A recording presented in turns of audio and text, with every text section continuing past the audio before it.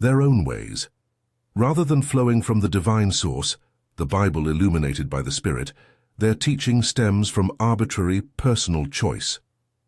Simply put, instead of subordinating themselves to the Lord and accepting the truth He has given us through His Word, they decide for themselves what they will believe, what they will do, and what they will teach. Instead of the truth, their teaching, their secret knowledge, is made up out of whole cloth. They teach whatever will best attract followers and bend them to their own evil will. There are many such ways, but for believers there is only one way, the truth of Jesus Christ. I am the way, the truth, and the life.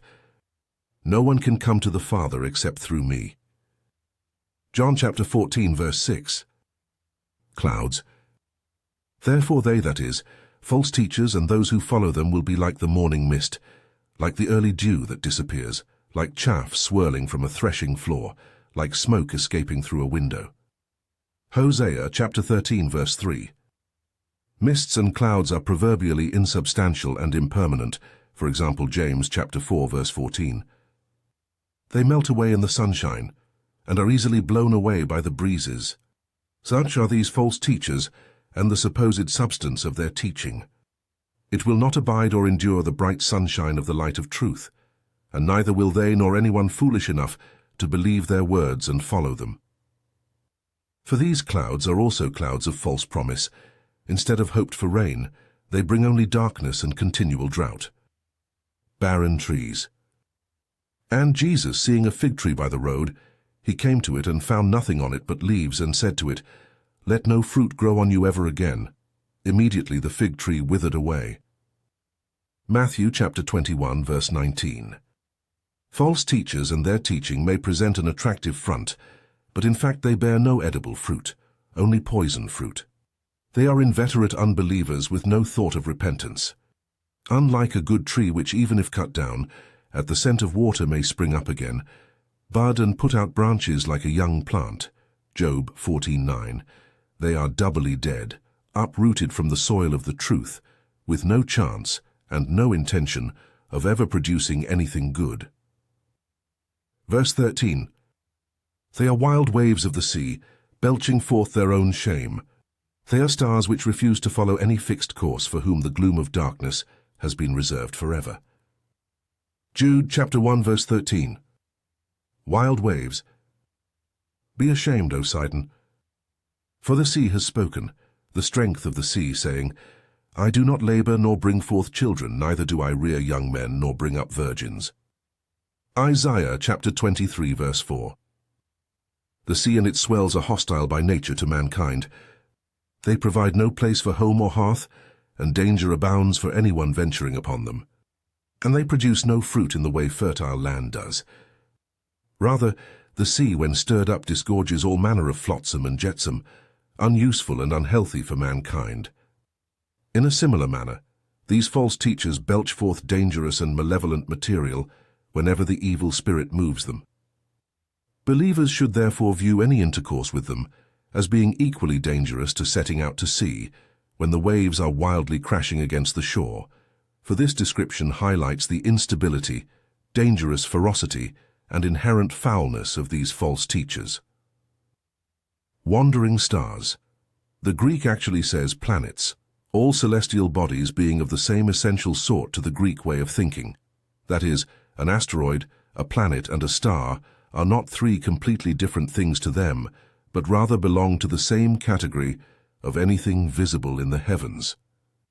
As anyone who knows even a little bit about astronomy understands, the other stars are very regular and orderly in their perceived movements, but the planets are much less predictable to the naked eye. That is, in fact, why in distinction to other celestial bodies they are called planets, from the Greek planetai, wandering ones. Significantly, the root of that word also means to deceive, so that this is a very apt metaphor for the false teachers of Gnosticism Jude warns against here. The good news for us is that along with the fallen angels whom the Gnostic false teachers are alternatively worshipping and condemning, their fate will be what they deserve, the darkness of the lake of fire, which is what "for whom is reserved the blackness of darkness forever" refers to. But now that you have come to know God, or rather to be known by God, how can you turn back again to the weak and worthless elementary principles of the world, Greek, Testoikeia, a term which includes the stars, whose slaves you want to be once more? Galatians chapter 4 verse 9. Gnosticism and related Jewish mystery cults put great stock in the stars, as is the case with many New Age false teachings today, and this led many to perdition as a result.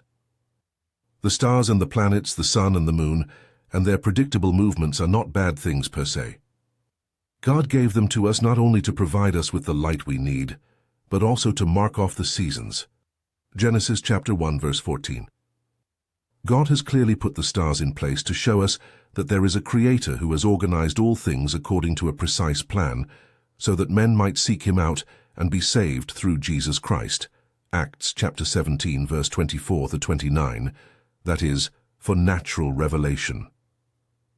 But as to specific details or predictions along the lines of the things astrology preaches, that is, anything beyond the revelatory knowledge of Him, His existence as the Creator, and His just and all-powerful nature, there is nothing to be had from the stars, and it is very dangerous to seek such things out. Such over-reliance upon or giving inordinate attention to these elementary principles was precisely what Gnosticism did, finding gods or demons or aeons behind these natural phenomenon and attempting to treat with them and even to engage in combat with them. So don't let anyone judge you in regard to food or drink, or in the category of festival observances, be it of new moons or Sabbaths. All these things are shadows of what was to come, but the reality has to do with Christ. Let no one gain control over your life, desiring to enslave you to himself through a show of false humility and the adoration of angels, basing his approach on what he has allegedly seen, while puffed up by his own fleshly thoughts, yet not embracing the head Christ.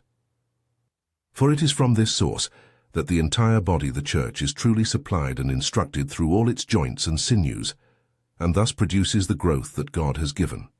If you have died with Christ to these false pagan principles belonging to this world, Testoikeia, why are you letting yourselves be wrongly indoctrinated as if your life were of this world? In accordance with the commandments and teaching of mere men, these false teachers tell you don't handle, don't taste, don't touch, even though we know that all these are only things which decay with use. Such teachings have a false reputation for wisdom, but only in concocted religion, false humility, and legalistic harsh treatment of the body. They have no actual power to neutralize the sinful flesh. That is, the sin nature is not to be controlled by these legalistic approaches. Colossians chapter 2 verse 16 through 23. Paul, and Peter too, uses the term Testoikeia, elemental principles, more than once, sometimes with slightly different emphases, Galatians chapter 4 verse 3 and Colossians chapter 2 verse 20. What is being referred to with the term Testoikeia are the celestial bodies and the natural physical principles of the world they represent and help to keep track of. That is, times and seasons were tracked by these natural means before the invention of mechanical clocks. The law relied on festivals, new moons and Sabbaths, which are of necessity linked to these principles, Testoikeia, since these are the physical celestial signposts which demarcate them. While these heavenly phenomena are things that God placed in the world for our benefit, Genesis chapter 1 verse 14, paganism, and later Gnosticism and Jewish mysticism, wrongly impute demigod status to them. The law makes use of these things for a sacred calendar, which foreshadows much later to be revealed truth, and the celestial bodies and others.